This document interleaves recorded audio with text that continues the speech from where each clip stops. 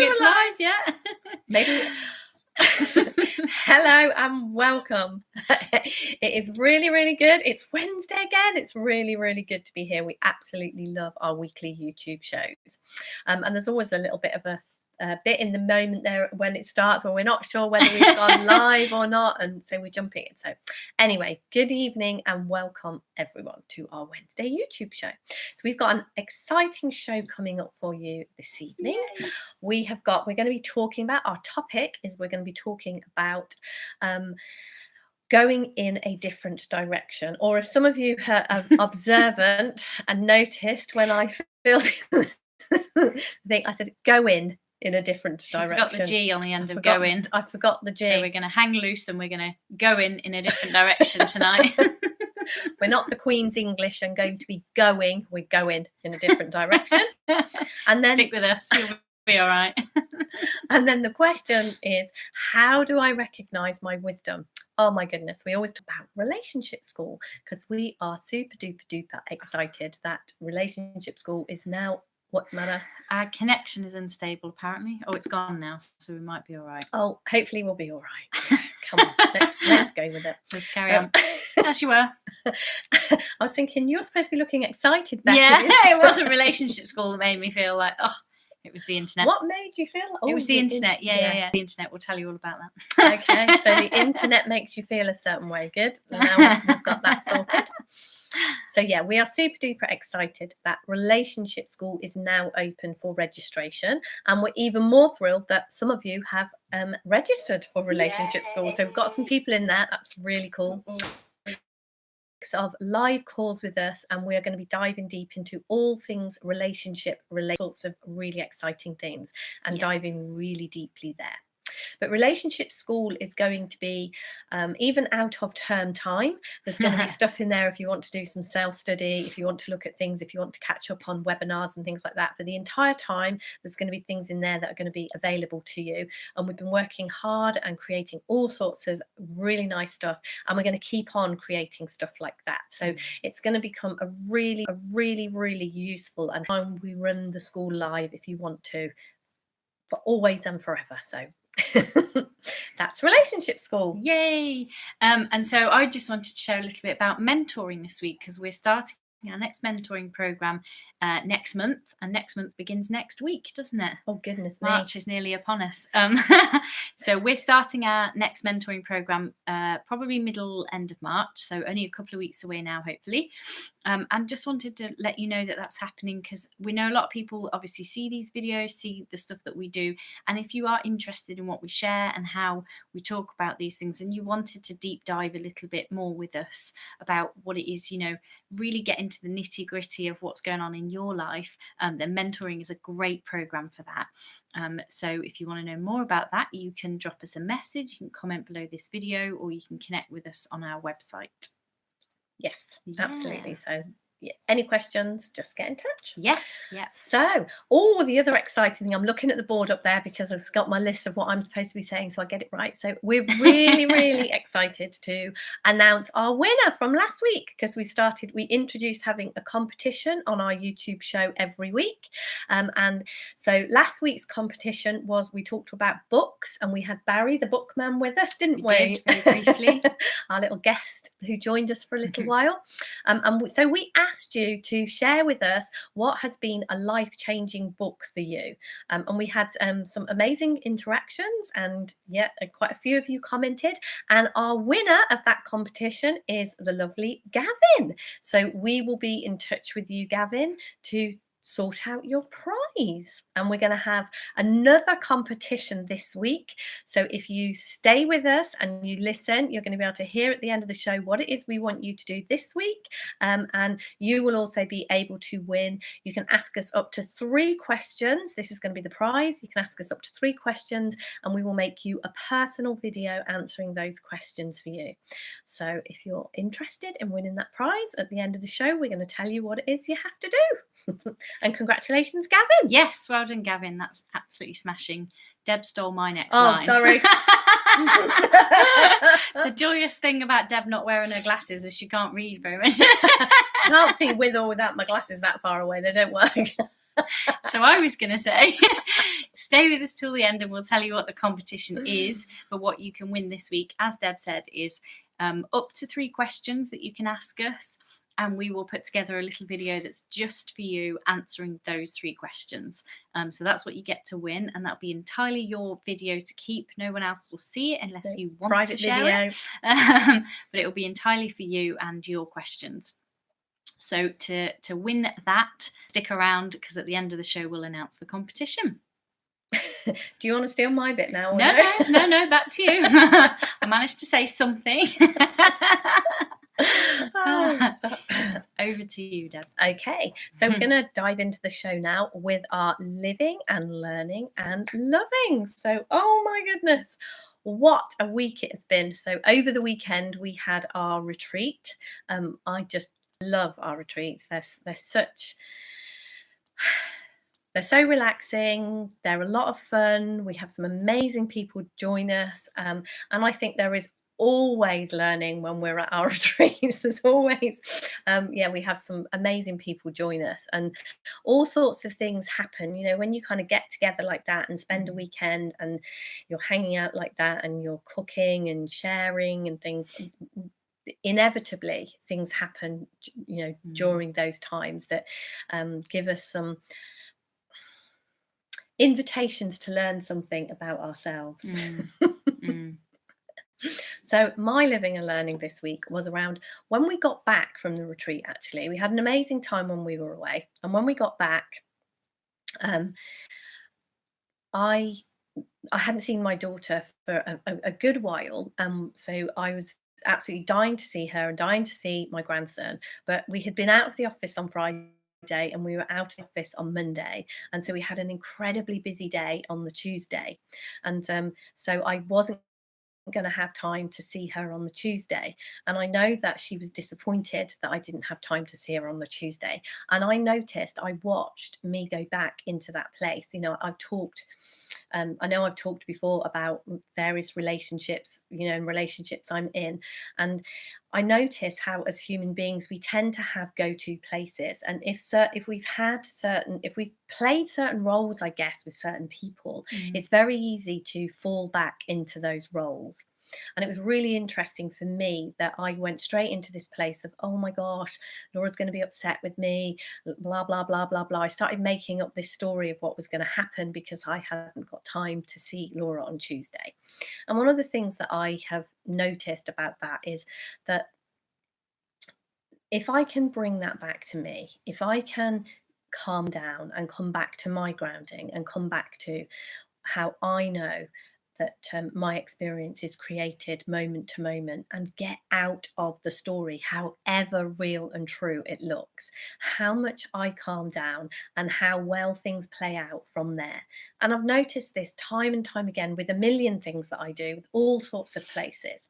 So it was really interesting to be reminded to kind of see that when I brought that situation, you know, when I stopped letting my thinking run away with me. I don't know about you, but I know at the retreat, one of the things that we were talking about is how thinking can have babies. And, you know, it's like as soon as you've made up a story like that and it looks real and true, you start to see evidence for the fact that it's really true, and your mind goes into overdrive to prove that whatever it is you're thinking is real and true to you. And then if somebody suggests to you that it could be different, you immediately start to get defensive and start to fight for what you are believing to be true, even if it's not what you want. So it was really, really interesting watching that play out. We've been talking about that over the weekend, and then coming back and finding a situation there. And I just love that life gives us these opportunities again and again to learn. And that is, I think, when we view these things as opportunities, they become much lighter and much easier to see through and to see what's going on. So I went through all of those phases. My mind started to make something up, and then it started to add to what it was making up about what was going on. And then Beck suggested that maybe I wasn't right and I wasn't seeing this right. And my mind started to make up how Beck was completely wrong and had no idea what was going on, and I was 100% right.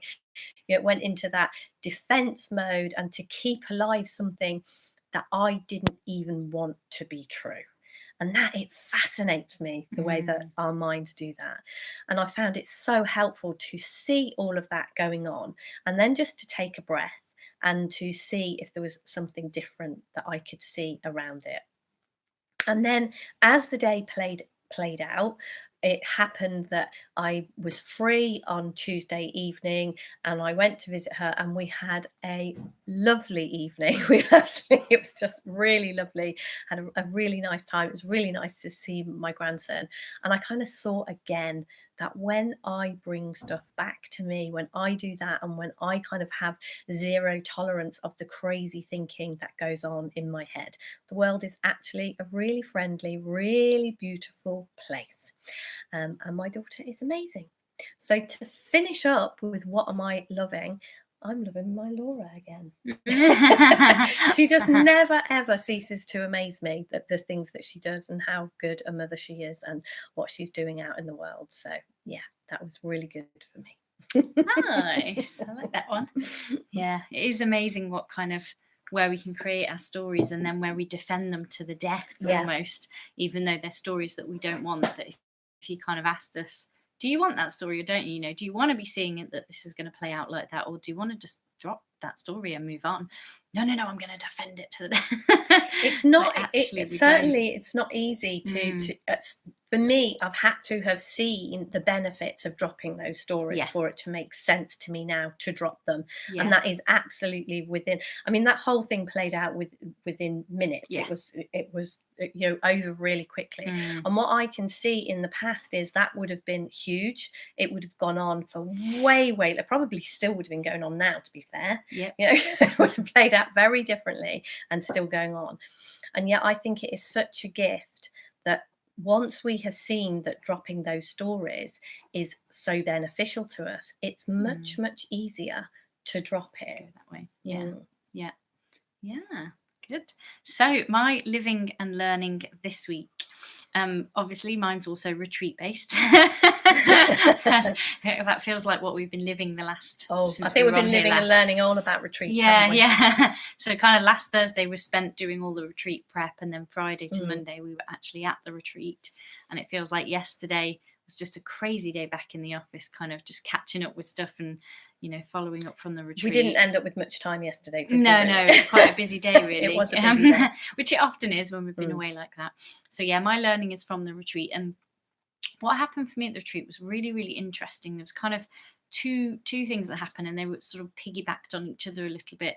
The first thing was that I noticed the first 24 hours that I was there, I noticed how much I was up in my head trying to turn up in a certain way. Like I was sitting next to Deb, and there was kind of, and it wasn't even quite as specific as this, but this was the feeling that was going on for me. It was more like, I've got to speak as much as Deb. I've got to say as many words as Deb. I've got to be, appear as clever and wise and enlightened as Deb. And and this, it's laughable, isn't it? Yeah. But this is what's going on for me for the first day of the retreat. It's like, we're equal. We've got to, I've got to say the same things as Deb. I've got to be, I've got to have, if I say something, I've got to have the same number of people in the room that are smiling at me as when Deb's talking, all of this stuff. Our heads are mad, aren't they? They're absolutely crazy. It's crazy. But for the first 24 hours, I didn't even notice that was what was happening that specifically. I just was sort of sitting at the front of the room thinking, just kind of speaking, but from a space of something. I just knew something was a little bit off. And I don't know what it was, but somewhere in that first day or so, something shifted and I felt something move, and I felt kind of myself go, oh, there isn't like a, as far as I know, no one's sitting in that room counting how many words each of us speaks. No one's kind of there going, Deb nailed that one, but Beck's got that bit right. No one's kind of doing that. And even if they are, so what? But it isn't. And I kind of felt myself drop back into, if Deb's talking and she's talking for a long time and I'm just kind of enjoying what she's saying, great for me. I get to sit and listen to something wonderful. And then if she's finished and I have something to share, I'll share it. And if I don't, I won't. And I felt myself shift into a different space again. And it was sort of as that happened that I noticed the other thing had been going on. It's sometimes we don't notice it's happening until it starts to shift. And definitely for me, the reason the shift takes place is because I was in that environment, in that kind of space of Deb talking and people sharing, and me just kind of coming back to what do I want to share here? Do I want to share exactly the same number of words as Deb? Do I want to or do I just want to share what's making sense to me, what's coming up for me, what's potentially helpful because it comes from the heart? So I really kind of saw that happen over the retreat, which was interesting. And then, sort of off the back of that, I was then watching myself for the rest of the retreat, kind of the places where I do that sort of comparison thing, and more specifically around being right. We had a very interesting situation that happened that was quite amusing around, well, there was two actually that happened. One was around the pasta spoon. We were trying to serve some dinner on the first evening. Yeah, that thing, whatever the official name is for it. And we couldn't find it in the kitchen. And there was just this conversation that was happening between me and Deb and Lou. And Deb was saying that she couldn't find it and it wasn't there and it didn't exist. And I think Lou was saying it was there last time, we had it last time we were at this place, so it must be there. And I'm standing with an alternative thinking I could just be serving pasta now if this, so there was three kind of versions of what was happening. So that happened. And then I think it was the next morning, I was having a conversation with someone and Deb was making breakfast and she brought in my scrambled eggs for me that I'd asked for. And according to Deb, according to Deb, what happened in Deb's world is she walked in and said, "Who wants scrambled eggs?" I put my hand up, looked straight at her, and she said, "Here's your scrambled eggs," and put them on the table for me. What happened in my world was Deb came in and said, "Who wants scrambled eggs?" I looked at her for a second and went, "Me," carried on with my conversation, expecting Deb to go into the kitchen to make them. And then wondered about 10 minutes later, where the hell are my scrambled eggs? What's going on? Deb's usually pretty good at this stuff. And with no idea that Deb had already actually brought them in and put them down at the time when she asked me. And kind of those two things, I kind of just watched them. And they were both very lighthearted and funny. And we joked about them afterwards. There was no kind of particular, disagreement around them, but we just noticed that those things had happened. And so I kind of started to become aware of how many places things like that happen, and I'm determined to be right. Yeah, it is interesting. I'm determined that Deb and Luke could have shut the hell up and I could have been serving the pasta 10 minutes before, and I'm absolutely certain that there were no eggs for me. They just weren't there. I think now that Deb might have been, but it's really interesting, those places where we try really hard to be right, where we're determined to be right, even when regardless of whether there is even a right or a wrong, regardless of that, we want so much to be right. And for me, that was kind of it kind of sort of tied in with the first part, because the first part for me about I've got to be the most right here. I've got to be the cleverest, the most enlightened, the wisest, the one that gives people the most insights, as if that's even a thing. I've got to beat Deb. And that's kind of what's going on, isn't it, in our heads when these things are happening. Yeah. People have got to just started to watch over the last few days the number of places that I go to say something from a position of I'm right here and you need to know I'm right. From as simple as the pasta forks to as complicated as I don't even know what, anything. I could just see how many places I go to do that. And over the last 4 days, I've watched my head go into, you need to put that person right. You need to tell them how this should be. They're wrong here and you need to fix it. They need to know that you're clever. They need to know that you've got this and you're right here, or that you've got the most enlightened thing to say. And I've kind of gone into a space in the last 4 days of not saying that and coming back inside and going, what's going on? Why do I feel the need to be right here? What's actually happening? Because if that's what's going on, somewhere my grounding is wobbling. Somewhere I've lost sight of the fact that I'm perfectly okay. That I am whole and complete, whether I'm right, wrong, or neither of those even exist. And so that's kind of what's been toying around in my mind for the last 4 or 5 days, is this. Start to see how many places that I think I'm right and that I must tell people so that they like me more or think I'm cleverer. And actually, have you noticed when people try and correct you, you don't like them as much? So it's actually counterintuitive. And I've noticed off the back of that how much more I like the people that I'm talking to, because I'm not looking to correct them. I'm not looking to show them, to teach them to be more Becky. I'm letting them be them, and I'm just letting me be. I'm coming back to being me and dropping this need to correct and be right and be the clever one, and just letting those people be them. And I'm liking them more. You know, the people I'm connecting with over the retreat and in the house, we've got someone staying with us at the moment and stuff, and all of us in the house, just notice when I drop out of trying to be right or clever or correct people, I like them more and I like me more.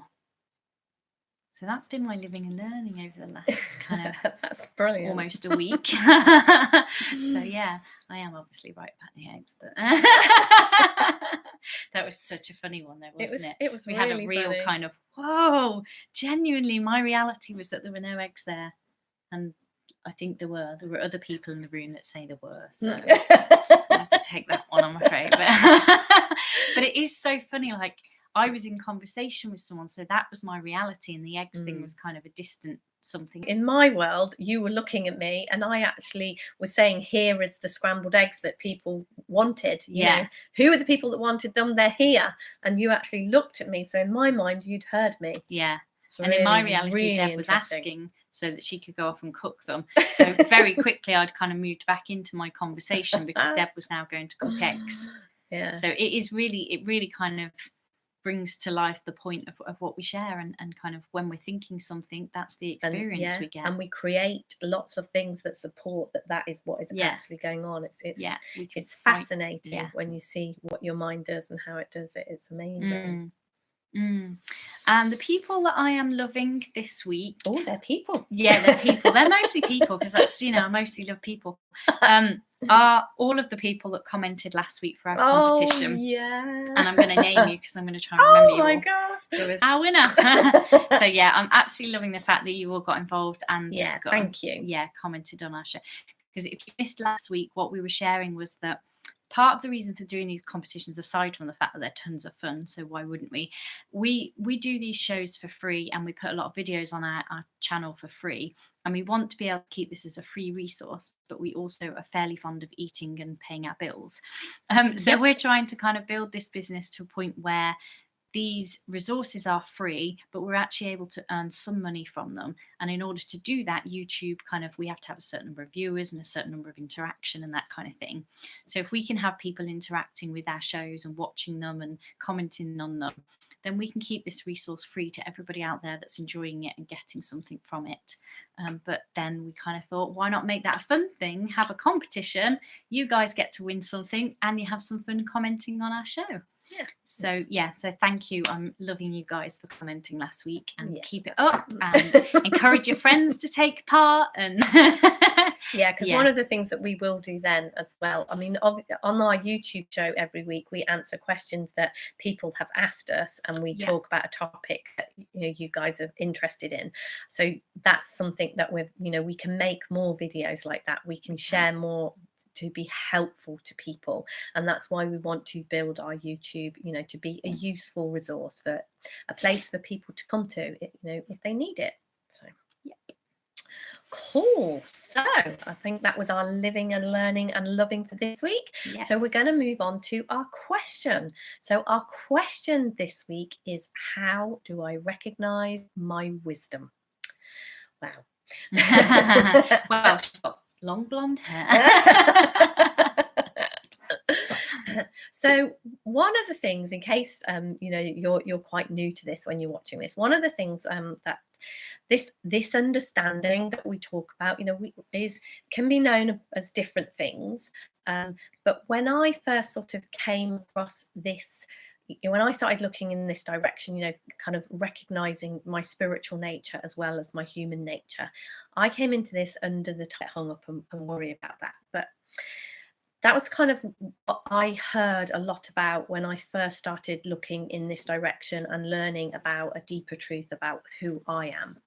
And one of the other things that was talked about a lot was the fact that all human beings had inner wisdom, and we could use this wisdom if we were struggling or whatever. And then, I would struggle, like the thing that I shared earlier, I'd get into my head and I would struggle, and then I'd be like, right, what's the right thing to do here? What is, what's right here? What's the right thing to do?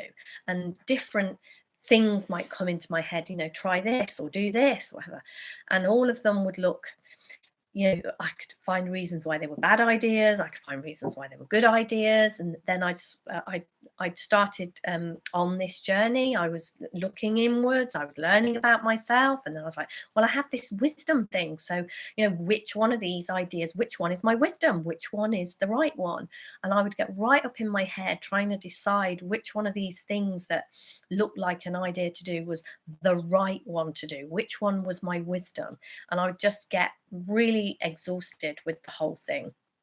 And one of the things that I've noticed in this conversation, when we point people towards an inner knowing of themselves, when we point people towards, knowing yourself more, knowing something deeper about yourself, it can be pretty confusing. It can be a pretty confusing conversation to be in, because our intellect gets involved in this competition, in this conversation. You can see where my intellect's going.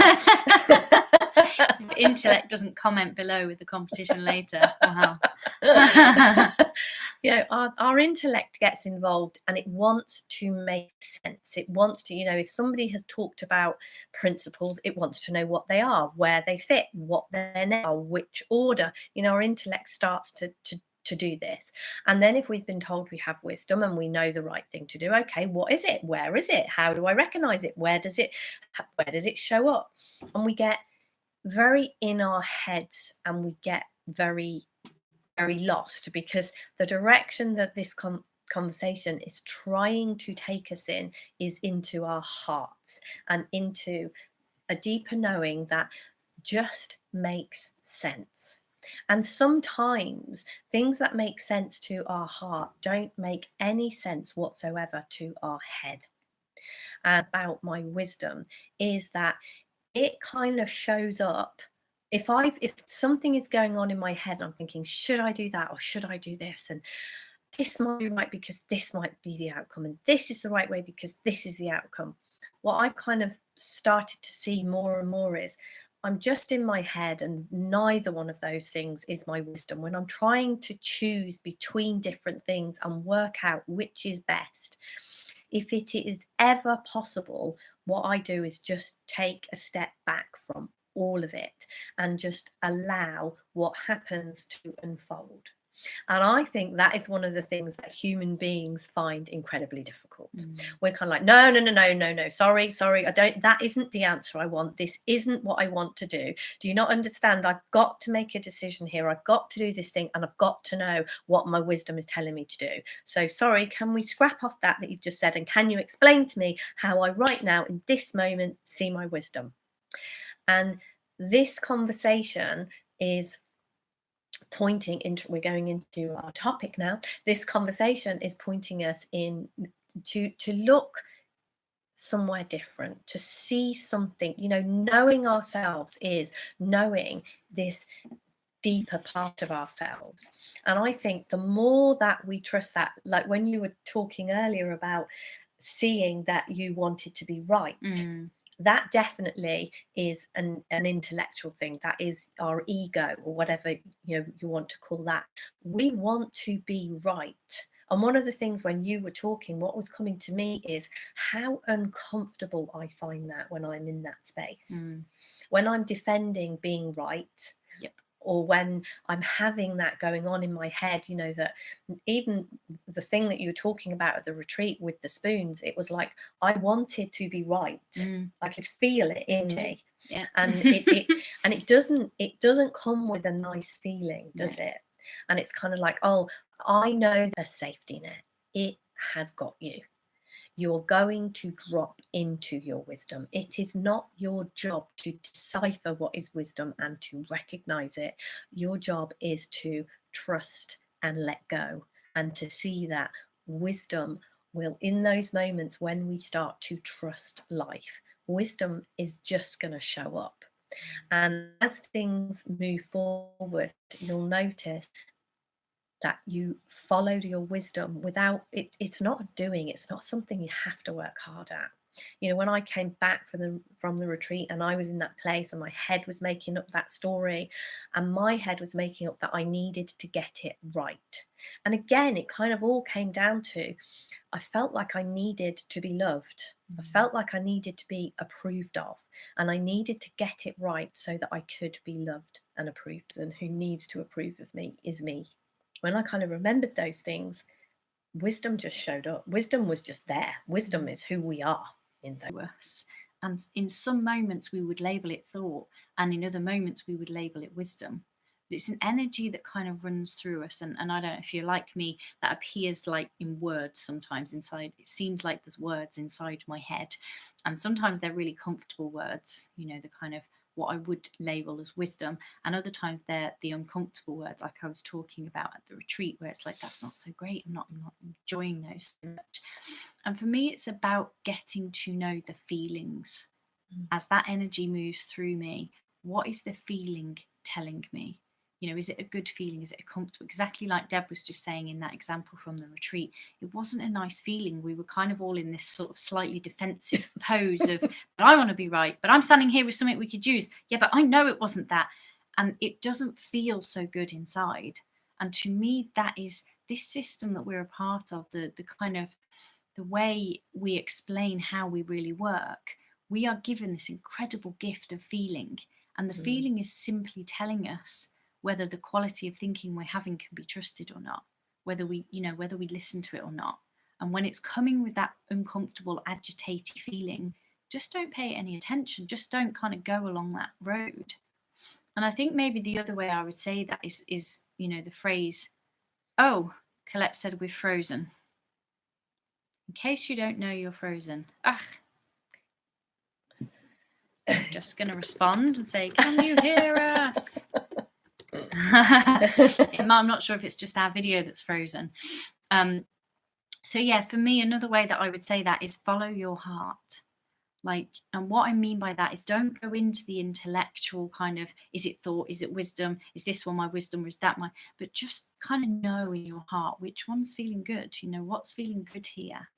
And for me, that's everything from the most kind of complicated of scenarios. Like, I can't imagine there's many of us as human beings that haven't done something in our life that on paper you'd kind of look at it and go, that isn't an intellectually, you know, that isn't a good choice. Oh, yeah, we're back now. Oh, thanks, cool. Colette. Like, you're with us, Colette. We've all at some point in our lives made decisions that on paper don't look like the smartest decision. You know, and for me, that would have been when I left my civil service job and moved to Devon. Like, on paper, I had a really good job, a really good wage. I was going places. I'd been kind of steadily moving up the ranks. I got a job for life, basically. I got a pension. I was kind of set. So on paper, when I just jacked all that in, came to Devon with kind of nothing really behind me and went, yeah, let's just see what happens. On paper, that doesn't look like a wise decision. But wisdom to me isn't about being wise in that sense. And I can't tell you how many people, when I said to them, I'm leaving and moving to Devon to follow my passion, there were so many people that said, oh, I wish I had the guts to do that. And to me, that's what I'm talking about. We have guts, we have instincts that say to us, this is the thing to do, follow your heart and go for it. And that's, for me, that's wisdom. But it's also in the simplest of things. Yeah. Like this afternoon, we went out for a very short kind of 15-minute walk where we live on the farm. We have a long kind of road that goes up out onto the main road. And it's maybe 10, 15 minutes there and back. But we'd all been sat in the office kind of, and for me, definitely, I was getting cabin fever. I was getting, I was getting a bit antsy. I'd had enough of working. I was staring at spreadsheets and I wanted to stretch my legs. And I think one of us said, shall we go for a walk? Shall we just walk up and share? And straight away I was like, yeah, that's it. That's what I want to do. I want to go for a walk.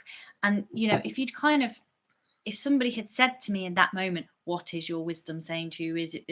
I don't know if it would have, but it felt right. As soon as someone said, should we go and get some air and have a walk? Yes. And it's as simple as that. In those moments when you're having that kind of stuff go on, if it feels right to go, yeah, that's what I'm going to, and, you know, I'm not saying that going for the walk is the thing, but that in that moment was the right thing for me. I felt it. As soon as somebody suggested it, yes, that's the right thing for me in this moment. It's in our day-to-day lives, you know, and going back to my civil service example, there's things that we've all done in our lives like that, where we've just left something behind or moved on or made a decision that on paper doesn't look that smart, and yet something in us knows to do it. And it's everything from those big kind of life-changing decisions to as simple as, yes, going for a walk is the right thing to do right now. I need some air, some space, some stretching, whatever it might be. Every single moment in our lives, we can just follow that kind of impulse, whatever it is. And it comes from the heart. Like, it's not an intellectual tussle back and forward. And one of the things, very interestingly, in fact, I think it was Colette, if you're listening, I'm going to steal your thing. She said at the retreat about flicking a penny. Oh, yeah. Using heads or tails. If you're trying to make a decision and you think you don't know which one you want to go with, you know, pick heads or tails. And if it's heads, then you go with that. If it's tails, you go with that. And you flick the coin, and you'll know straight away when the coin lands. Disappointed or not. Yeah. If you're disappointed, you're like, oh, damn it, I wanted to. And to me, that's it. Like, we know those things. Something in us kind of knows what it is we actually want to do, whether it's a simple choice of going out for a walk in the afternoon, or as big and life-changing as leaving a job and moving to a different part of the country or the world. Something in us knows what it is we want to do. And that, for me, is wisdom. What's coming to me when you're talking there is that wisdom is the word that we tend to use around this at the moment. But, you know, I've heard this called a gut feeling and intuition, and all those kinds of things. And I can remember actually when I can't remember which one of my children it was, but I remember taking one of my children when they were very, very small, when they were a baby, to the doctors and just saying, and the doctor said, well, I've checked the baby over, you know, what's going on for you? And I said, I don't know, something isn't right. I don't even know what it is, but I know something isn't right. And the doctor then said to me, well, I'm going to do some more tests and I'm going to check even further, because I absolutely trust, if you as a mother are coming in here and you're saying you're not happy, something isn't right, then I know, I trust a mum's instinct in that way.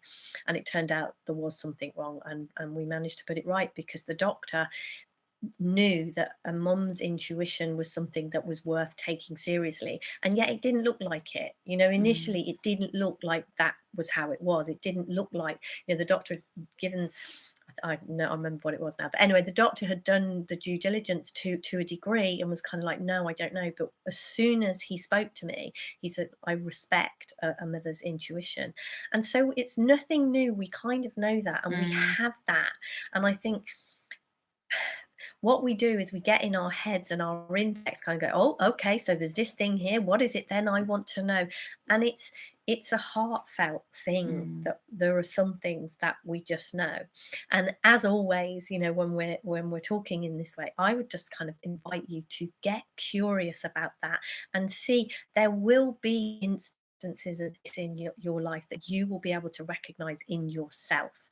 And as we kind of continue, as we have this conversation, as we look in this direction, more things will occur to you, and you will begin to have your own knowing of what your wisdom or gut feeling or intuition is telling you and where it's pointing you.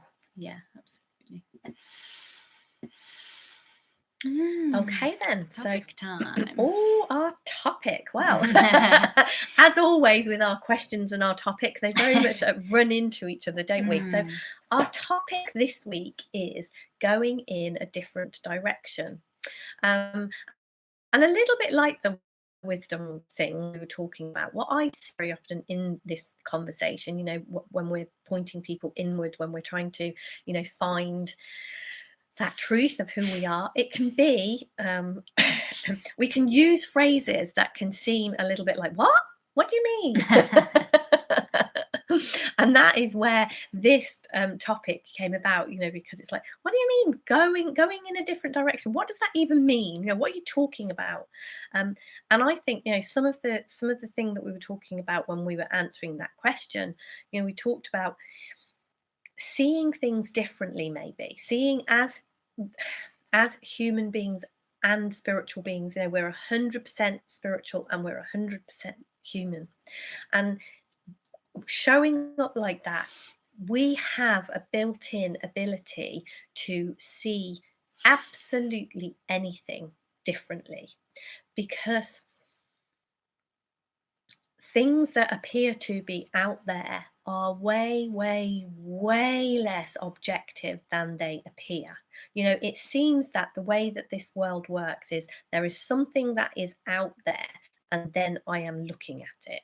And it feels like I can move over here and look at it from here, and I can move here and look at it. But the thing that I am looking at is a thing, and that doesn't change. But what I am seeing more and more since I've kind of been more aware of my intuition, my wisdom, my knowing, what I'm seeing is this objective thing changes. I think it was Wayne Dyer that said a long, long time ago, as we change, the world we look at changes. And I know he probably wasn't the first person to say that, and he probably isn't the only one to say it. And it's so clear that, as we change, the world changes. And I'm going to put my hands up here and say, I have no idea how that happens, but I have seen it happen too often to too many people to doubt for one moment that it is possible without any circumstances changing, without anything like changing. The world can be an entirely different place.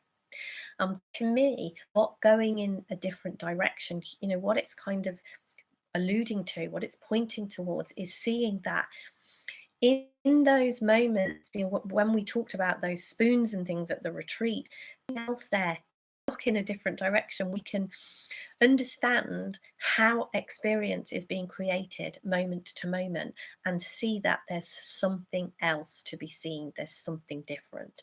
And it feels to me like all we have to do is be open to that, for us to have an experience of that, to have a completely different experience. But it feels as if the world that we've been brought up in is very concrete, and it kind of says, this is how it is, this is how it works, this is the way to go. And it feels as if there isn't, it can often feel as if there isn't anywhere else to go with that. And I think all the examples we've shared during this show of kind of what we are living and learning, and what in the past, before I was taking, before I knew about this conversation, before I was looking in this direction, I would have just thought, I am right here, and this is how it is, and you should be seeing what I'm seeing. This the same thing, that this is how it is, and you should be seeing what I'm seeing. This the same thing that we're going back to. And when we were talking before about how uncomfortable that is, it's not a nice world to live in when you're looking at it. That is, it's not a nice world to live in when you're looking at it. No, it's not. Yeah. And it's constantly tests you, doesn't it? Constantly. You're just having to be on your guard all the time in case you get something wrong. Believe me, I used to live like that. So me too. Like the sentry, like the guard standing there, and it's really, really nice to be off duty. Oh, yeah, it just feels so much lighter. It's funny, this topic at the retreat at the weekend, we ended up in quite a funny conversation where somebody kind of pointed out how many phrases we use in the kind of 3 principles understanding, that actually, if you look at that phrase, sound absolutely bonkers. And this is one of them, the go in the opposite direction. Kind of, it's like, if you actually looked at that, it doesn't sound sensible. It sounds like kind of nonsense almost. But it is very much in this conversation. We're doing as best as we can. We're using phrases and words to try and invite you to feel something from the inside out. And sometimes those words will just hit nothing. And it'd be like, nah, I don't know what you mean. And we had a few of those when we were talking at the retreat, and people were kind of going, oh, and I've heard this one and it means nothing to me. But it is that whole, as you kind of look inside yourself, something in this will resonate for you. And if it isn't, if this phrase itself isn't the right one, then that's cool. But this is kind of how it looks to me. It's funny, as we said, the questions and the topics, we never try and pick them to match, and then as we start to talk about them, we're like, damn it, they've matched again. Because it just kind of came to me that what for me this is about is that kind of pendulum swing that we often talk about, and in this case I'm going to put intellect at one end of that and wisdom at the other end. And it feels to me that as kind of a society, or even as a world, we have way overemphasized on the intellect. We have gone way too far on the kind of pendulum of having to be clever and know things and be intellectual and get the right answer and be super smart. And we've utterly discounted our wisdom, utterly discounted that part of us that we can't really explain, that we do come up with funny phrases to try and explain because you can't put it into words. And we've far too much moved away from that side of the coin. And the going in the opposite direction to me is that pendulum swing that we talk about in lots of work. We put all sorts of different things at the end of that pendulum often. And it is, to me, it's like if you're way up here on the pendulum, go in the other direction, look towards wisdom, and you'll come back towards balance. If you happen to be someone that's gone way up here with your wisdom, look a little bit and see if there's somewhere that, because I think for me, the intellect is very, very useful. Oh, yes. Some really useful things. Intellect. No, there's some really useful things. Intellect is very, very useful. Oh, yes. Some really useful things. Intellect. No, there's some really useful things it brings. So it's always kind of whatever your first response to something is, look again and just see if there's a different direction available. And it isn't that don't do what comes to you first, don't go with that. But if it's not resonating for you, if you're not kind of getting that feeling we were talking about earlier when we say that wisdom is kind of that place of comfortable feeling, then look and see if there's another direction to go in. See if you're too much in your intellect and look towards wisdom. See if you're relying too heavily on wisdom and not accounting for anything intellectual. Like, just have a look and see if there's something else out there. Because for me, that's what this comes back to. There is always more available to us. And the more we get used to that, and that's kind of what I was sharing in my living and learning, I've gotten used to going to my intellect and being right and trying to be clever and smart. And there's just so much more available here. And when I step back, when that's kind of happening for me and I step back, there's something in me that kind of, I drop into a different place with this. I'm looking in a different direction and kind of going, what if it isn't about me being right? What if it isn't about me showing up as the smartest person in the room? What if something else could happen here? And that doesn't mean I won't necessarily sometimes say, hey, it might be helpful if we put the G on the end of the word going. I might say that in a moment, but when it comes from a different place in me, when it's not about me being right and me being smart, and it's just about, oh, that was funny, that it's just entirely, I can feel that in me. And that's something I play around with and explore. Where is it coming from? How am I feeling that in this moment? I've had a comment from Colette, so I'm going to read what it says. Oh, she's put, it's like Joe's socks on the retreat when I think you were talking about the objective world. We had somebody on the retreat with some amazing socks, and from where Colette was sitting, they had Christmas trees on green grass and snow, but actually it was a woman's face. The actual sock was a woman's face, but the angle she was sitting at.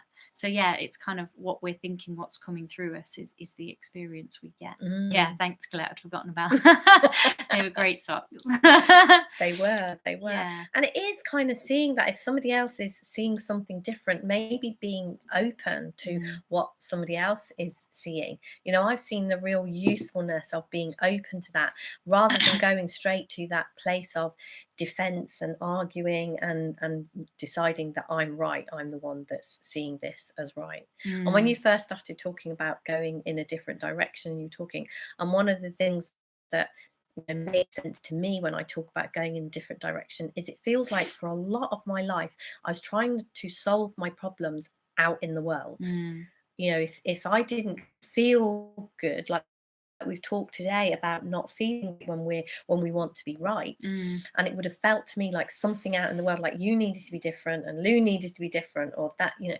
And what I've seen the different direction to go in is actually to bring that back to me and look within, you know. And the different direction is looking within, looking inwards. So there's quite a few different directions you there's can go in. you can go in any Plenty direction. available. There's not just two. There's a yeah, it is that, isn't it? Because I can see that's what I've been doing the last week with this, you know, trying to be right thing. The direction that I'm looking in is momentarily that's what it's going to look like. That's how our kind of this illusion is created. Looks like if I'm right and they're wrong, I'm going to gain something, so yay me. And it's like coming back to see that can't be true. That's not how this works. And that's where the direction changes. We kind of, I don't know, for me, I spotted at the retreat that was happening far more than was comfortable. And I just wanted to see if something different could happen there. And I felt more comfortable in the last 3 or 4 days, just getting out of that headspace of being right all the time. And just going, what if, you know? One of those places that is an entirely different direction to the direction that most of us have been going in for most of our lives. For me, for most of my life, it really did look like I had something, a place that I had to get to, and it felt like I could lose something. And if I didn't get it right, felt like I could lose something. And if I didn't get it right, I was going to lose something. And if I did get it right, I was going to gain something. So to me, you know, a different direction to go in is to get curious around that. You know, look for yourself. Don't take our word for it. You know, when we're talking about there being nothing to lose and nothing to gain, play around with that. If you didn't watch the show where we talked about that, go and watch the show. And if that brings up questions for you and you're not sure what it is we're trying to do, you know, ask those questions. We're more than happy to kind of discuss these things and to go more deeply into them. So I think that feels like a very different direction to what most of us have been going in most of our lives, that out in this world there is something for us to gain, and if we're not careful we're going to lose something. And so the invitation is to look inwards and see for yourself, is that true? And just play with that. It's a fun game. It is. And who knows what you might find. So that was our topic for this week. I hope that's been helpful. I hope, you know, some things have happened for you when you've been listening to that. And absolutely do feel free to make comments. Do feel free to be in touch with us and talk what our competition is for this week. Beck and I, something that we've been working on for a little while now and we're connected about, is something that's called Relationships School Live. And it's an 8-week guided program that's going to kind of dive deeply into all things relationship related, because life as it happens is all about relationships. So we are really inviting you to comment on our YouTube videos, because, you know, the more that you comment and the more that you interact with us, the more YouTube are going to show these videos to other people, and we would absolutely love that to happen. So we would love to hear from you. What would be, if there was something that we could include in Relationship School that was going to make it a no-brainer for you to join, what would that be? What would you really love us to cover in Relationship School? So we would love your comments on that. Yeah, and if you the best way to do that is to kind of go back to this link again afterwards, and the replay will be there. And if you're on a phone or a smaller device, you have to scroll down quite a long way because there's a lot of other videos. Yeah, where all the other videos come. If you go right to the bottom, then you get it says comment here.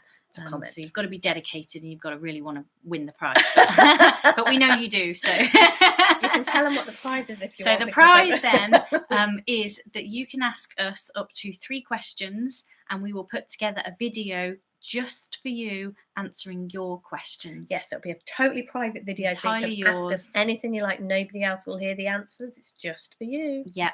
So get commenting when this is finished, and we'll be sharing the replay in a few places. So if you can't find the link to come back, look out for it on sort of Facebook and our mailing list and that sort of thing. And come back, comment with, if it was, you know, like we're putting into Relationship School the things that we wish we had known. Yeah. So what is it you kind of wish you'd known? What is it that would make it a no-brainer for you to join Relationship School? If you were going to cover this topic or this area, let us know what that is. And then what we do is we put all the names into a drawer and pull out somebody's lucky name, and they get to win. So if you love our videos and love our show and love what we're up to and you want to work with us, there's a number of ways that you can work with us, as well as Relationship School. We have got mentoring starting in March. We talked about our retreat. We've got another retreat coming up in June, I want to say. Yeah. So if you want to find out a way that you can work with us and dive more deeply into this conversation in a little bit more of a personal way, please feel free to contact us or to go to our website. And next week on the show, our topic is suicide and being kind. And our question is, how can I be a good parent when I'm always stressed? So some very Yes, I know. I know when week. Caroline, what was her name? Caroline Flack, when she committed suicide recently, that brought up a lot of things for people. So, yeah. And there was this whole thing going on around Facebook about being kind. So, yeah, we thought we would talk about that. We've had quite a few people ask us about that sort of thing again. So, yeah. So we are looking forward to seeing you next week. And in the meantime, we are live in our group tomorrow with our next challenge day. Oh, so yes, join us at 10 o'clock in the morning. Yep. See you then. Take care. Take care. Bye. Bye.